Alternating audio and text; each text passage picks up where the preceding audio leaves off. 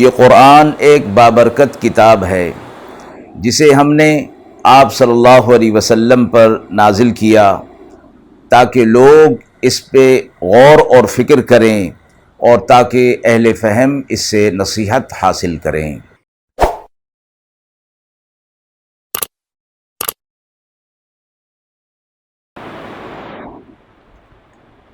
بسم اللہ الرحمن الرحیم۔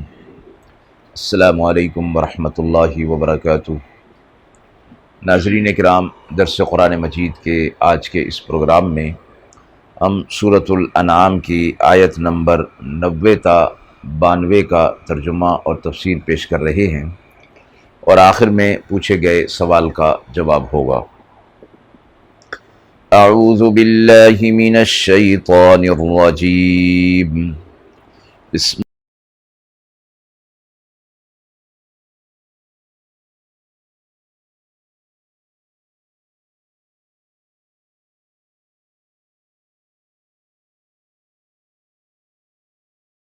اللہ الرحمن الرحیم۔ اولئک الذین ھدی اللہ فبہداہ مقتدی، قل لا اسألکم علیہ اجرا ان هو الا ذکری للعالمین، وما قدروا اللہ حق قدره اذ قالوا ما انزل اللہ على بشر من شيء، قل من انزل الكتاب الذي جاء به موسى نورا وهدى للناس تجعلونه قراطيس تبدونها وتخفون كثيرا،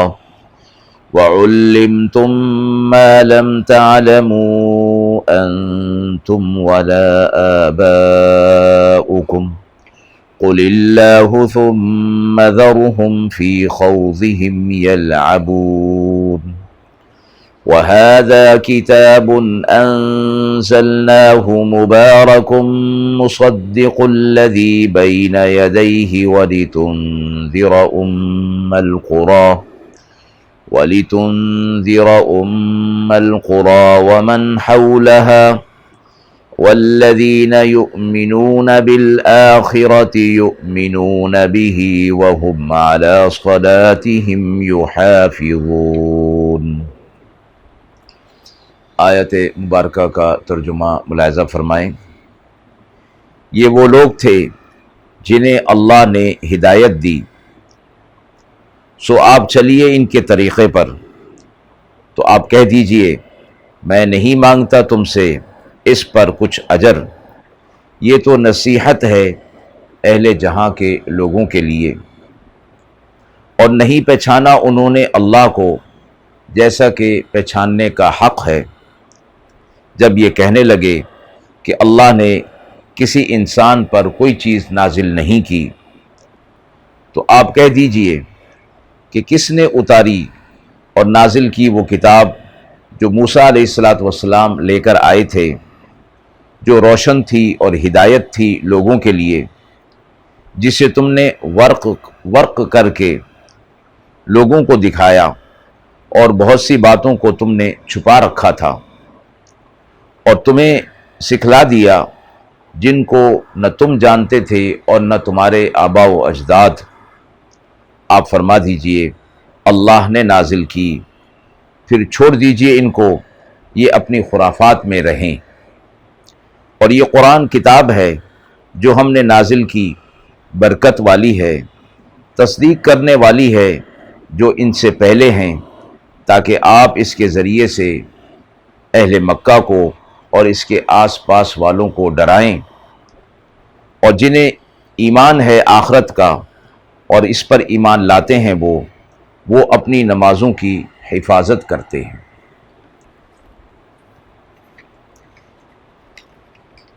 پچھلی آیت میں 17 انبیاء علیہ السلام کا تذکرہ اور ان کی اولاد میں اللہ کی طرف سے ہدایت کا جاری ہونا اور قیامت تک کے لیے ان کو شرف کا ملنا، یہ ذکر تھا، اور آپ صلی اللہ علیہ وسلم بھی اسی بنی اسماعیل کی اولاد میں سے تھے، ابراہیم علیہ السلام آپ کے بھی جد امجد تھے۔ تو جب آپ صلی اللہ علیہ وسلم انہیں اللہ کا پیغام پہنچاتے تو وہ لوگ اہل مکہ کہتے، مشرکین اور منکرین یہ کہتے تھے کہ ہم اپنے آباء و اجداد کے طریقے پر ہیں۔ تو انہیں یہ بتایا گیا کہ آباء و اجداد کے طریقے پر چلنا ہی کافی نہیں، بلکہ یہ بھی دیکھنا ہوگا کہ ان کے آباء و اجداد خود بھی صحیح راستے پر تھے یا نہیں تھے۔ اگر وہ خود صحیح راستے پر نہ تھے تو پھر ان کی تقلید اور ان کی اتباع تو کسی صورت میں نہیں کی جا سکتی۔ تو انبیاء علیہ السلام کا ذکر فرما کر یہ فرمایا کہ یہ اللہ کے ہدایت یافتہ لوگ تھے اور ہدایت پر ہی یہ لوگ چل رہے تھے۔ تو آپ صلی اللہ علیہ وسلم سے فرمایا گیا کہ آپ بھی انہی کے راستے پر چلیے، یہ سب ہدایت یافتہ، تو آپ بھی جب انہی کے راستے پر چلیں گے اور آپ کے ساتھ ساتھ آپ جن کو مخاطب کر رہے ہیں، حق کی دعوت جنہیں پہنچا رہے ہیں، انہیں بھی ساتھ یہ حکم ہے کہ وہ ان ہدایت یافتہ لوگوں کے راستے پر طریقے پر چلیں،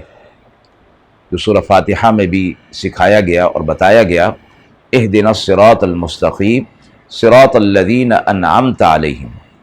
ان لوگوں کا راستہ جن پر اللہ کا انعام ہوا، اور وہ ہدایت یافتہ لوگ تھے۔ تو دعا کی گئی کہ ایسے ہدایت یافتہ لوگوں کے راستے پر ہمیں چلایا جائے۔ تو آپ صلی اللہ علیہ وسلم سے فرمایا جا رہا ہے کہ یہ حضرات انبیاء علیہ السلام ہدایت پر تھے اللہ کی طرف سے، تو آپ بھی ان کی پیروی کیجیے، اور پھر ان لوگوں سے جنہیں آپ پیغام پہنچا رہے ہیں، ان سے بھی وہی بات کہہ دیجیے جو گزشتہ انبیاء علیہ السلام اپنی قوم سے کہتے آ رہے ہیں، اور وہ بات یہ ہے کہ آپ ان سے کہیے کہ ہم تم سے اپنے اس کام پر، حق کے پیغام پہنچانے پر تم سے کوئی اجر یا معاوضہ طلب نہیں کرتے ہیں، بلکہ اس پیغام کو پہنچانے کا جو اجر ہے وہ تو اللہ ہمیں دے گا، اور ہم تمہیں جو پیغام پہنچا رہے ہیں یہ تو سراسر نصیحت اور خیر خواہی کے حوالے سے ہے، اور ہمارا یہ پیغام تمام عالمین کے لیے ہدایت کا اور نصیحت کا باعث ہے۔ اگر اسے قبول کر لیتے ہیں تو کامیاب ہو جائیں گے، دنیا میں بھی اور آخرت میں بھی۔ اللہ نے فرمایا کہ یہ لوگ ایسی بات کرتے ہیں، اور وہ یہ بات کرتے ہیں کہ اللہ نے کسی بشر پر، کسی انسان پر کوئی چیز نازل نہیں کی، یعنی حضرات انبیاء علیہ السلام نعوذ باللہ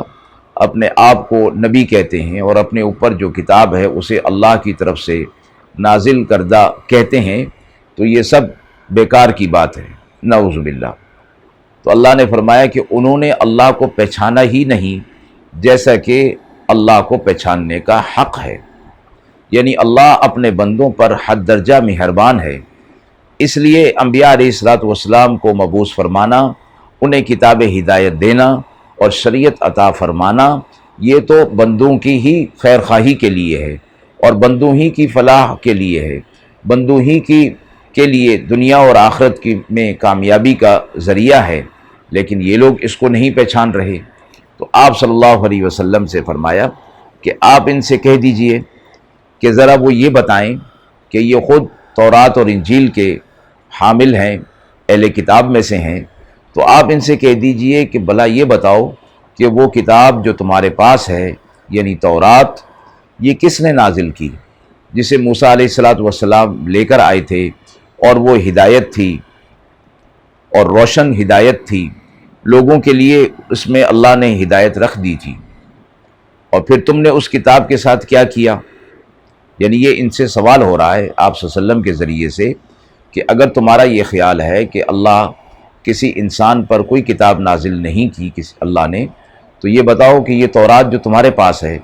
اور جسے تم اللہ کی کتاب کہتے بھی ہو، مانتے بھی ہو، اور موسیٰ علیہ السلام کو بھی اللہ کا پیغمبر مانتے ہو، تو تورات موسیٰ علیہ السلام لے کر آئے تھے جو کتاب ہدایت تھی، تم نے اس کتاب کے ساتھ کیا کیا کہ اس کے ورق الگ کر دیے، بجائے اس کے کہ اسے بشکل کتاب اپنے پاس رکھتے، تم نے الگ الگ ورق کر دیے، اور فرمایا کہ کس لیے کر دیے تجعلونہ قراطیس، قراطیس قرطاس کی جمع ہے، اور قرطاس صفحہ کو کہا جاتا ہے، یعنی تم نے اس کے صفحے الگ الگ رکھے، اور کس مقصد کے لیے؟ تبدونہا وتخفون کثیرا، بہت سی چیزوں کو تم ظاہر کرو، بہت سی چیزوں کو تم چھپا لو، تم اپنی مرضی کی چیزوں کو ظاہر کرو، اور جو چیزیں تمہارے خلاف جا رہی ہیں انہیں تم چھپا لو، یہ تم کیا کرتے ہو۔ اللہ نے جب یہ قرآن مجید نازل کیا تو اس کے ذریعے سے تمہیں بھی وہ علم دیا، اور تمہارے آباء و اجداد کو بھی وہ علم اس کے ذریعے سے مل سکتا ہے کہ جو تمہارے آباء و اجداد کو وہ علم نہیں تھا، تمہیں اللہ رب العزت نے اس قرآن کے ذریعے سے وہ علم عطا فرما دیا۔ تو واضح تھا اور حجت پوری ہو گئی کہ یہ اللہ کے علاوہ کوئی اور کرنے والا نہیں ہے، اس تورات کو نازل کرنے والا، اور جو اللہ تمہیں قرآن کے ذریعے سے علم دے رہا ہے جو تمہارے آباء و اجداد کے پاس بھی نہ تھا، یہ کرنے والا کون ہے؟ یہ اللہ ہے۔ پھر فرمایا یہ لوگ اپنی خرافات کے اندر پڑے ہوئے ہیں، آپ کی طرف سے حجت پوری ہو گئی،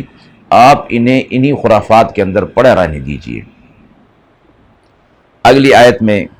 اسی کتاب سے متعلق کہ جس سے متعلق یہ کہتے ہیں کہ اللہ نے کسی انسان پر کچھ نازل نہیں کیا، کوئی کتاب نازل نہیں کی، تو کتاب آخری یعنی قرآن مجید کے متعلق فرمایا کہ وَهَذَا كِتَابٌ أَنزَلْنَاهُ مُبَارَک، اور یہی وہ کتاب ہے جسے ہم نے نازل کیا جو برکت والی بھی ہے اور اپنے سے پہلی تمام کتابوں کی تصدیق کرتی ہے۔ یہ ہم نے نازل کی ہے، تصدیق سے مراد یہ ہے کہ وہ اپنے وقت میں اللہ کی طرف سے نازل بھی ہوئی تھیں اور برحق کتابیں تھیں، اور برحق انبیاء علیہ الصلوۃ والسلام پر نازل کی گئی تھیں، اور آج پھر ان پر ایمان لانا نزول کے اعتبار سے ہے، احکامات کے اعتبار سے نہیں۔ احکامات قرآن مجید کے ہی ہوں گے، آخری کتاب، کیونکہ آخری کتاب آنے سے پچھلی کتابوں کے احکامات اور پچھلی کتابیں منسوخ ہو گئیں، البتہ ایمان ان پر رہے گا کہ وہ اللہ کی طرف سے نازل شدہ تھیں۔ اور فرمائے کہ یہ تصدیق بھی کرتی ہیں پچھلی کتابوں کی، اور ہم نے اس لیے نازل کیا کہ آپ اہل مکہ کو اور اس کے ارد گرد کے لوگوں کو اس کے ذریعے سے ڈرائیے، اس کے پیغامات ان تک پہنچائیے، اور ڈرانے سے مراد یہ ہے کہ اگر قبول نہیں کریں گے تو پھر عذاب کے مستحق ہو جائیں گے۔ اور فرمایا جو اس پر ایمان لے آئے گا اور آخرت پر ایمان لے آئے گا، وہ لوگ ایسے ہیں کہ جو اپنی نمازوں کی حفاظت کرتے ہیں۔ یہ عبادات میں سب سے اہم چیز نماز، اور اسی کا ہی حوالہ یہاں آیت میں دیا گیا کہ ایمان، اللہ پر ایمان، آخرت پر ایمان، اور پھر شاعر اسلام میں سب سے پہلی جو چیز ہے وہ نماز ہے۔ ایسے لوگوں کی یہ صفات بیان کی کہ ایمان کے ساتھ ساتھ شاعر اسلام عبادات میں جو اہم چیز نماز ہے اس کی وہ حفاظت کرتے ہیں۔ آیت کے حوالے سے یہ سوال پوچھا گیا ہے کہ آپ صلی اللہ علیہ وسلم کو انبیاء سابقین کے طریقے پر چلنے کا جو حکم دیا گیا، اس سے کیا مراد ہے؟ آپ صلی اللہ علیہ وسلم کو یہ ہدایت دی گئی کہ آپ بھی انہی انبیاء سابقین کا طریقہ اختیار فرمائیں۔ مراد اس میں یہ ہے کہ تمام فروعی اور جزوی احکامات میں انبیاء سابقین کا طریقہ اختیار کرنے کا حکم نہیں ہے، بلکہ اصول دین، توحید، رسالت، آخرت میں ان کا طریقہ اختیار کرنا مقصود ہے، جو کہ حضرت آدم علیہ الصلوۃ والسلام سے لے کر آپ صلی اللہ علیہ وسلم تک تمام انبیاء علیہ الصلوۃ والسلام کے پیغام حق میں ایک ہی رہا ہے، اور اس کے اندر کوئی تغیر اور تبدل نہیں ہوا ہے۔ باقی جن فروعی احکام میں کوئی تبدیلی نہیں کی گئی ان میں بھی طریقہ مشترک رہا ہے، اور بعض میں حالات کے تحت، حکمت کے تحت کوئی دوسرا حکم دیا گیا تو پھر اس کی تعمیل کی گئی۔ یہی وجہ ہے کہ آپ صلی اللہ علیہ وسلم بھی جب تک آپ پر بذریعہ وحی کوئی خاص ہدایت نہ آ جاتی تھی تو آپ صلی اللہ علیہ وسلم فروعی معاملات اور احکامات میں پچھلے انبیاء علیہ الصلوۃ والسلام کے طریقے پر چلا کرتے تھے۔ وآخر دعوانا ان الحمد للہ رب العالمین۔